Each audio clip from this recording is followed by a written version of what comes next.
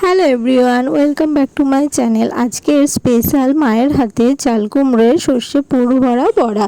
প্রথমে কুমড়োটাকে এরকম ভালোভাবে লম্বাভাবে কেটে নিয়ে ছোকলাগুলোকে ছাড়িয়ে নিতে হবে। তারপর এরকম পিস পিস করে কেটে নিতে হবে। এরপর এর পিসের মাঝখান থেকে এমনভাবে একটু কেটে নিতে হবে যাতে এর মাঝখানে পুরগুলোকে ভালোভাবে ভরা যায়। তারপর এটা একটু সিদ্ধ করে নিতে হবে। তারপর পুরের জন্য আমি সর্ষে আর লঙ্কা ভালো করে পেস্ট করে নেব। তারপর ব্যাটারটা তৈরি করার জন্য বেসন, নুন, লঙ্কা, হলুদ ও কালো জিরে দিয়ে ব্যাটারটা তৈরি করে নেব।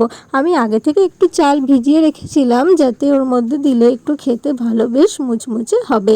তারপর ওই কেটে রাখা মাঝখান থেকে পুরগুলোকে এরকম সুন্দর করে ভালোভাবে সব এক এক করে ভরে নেব।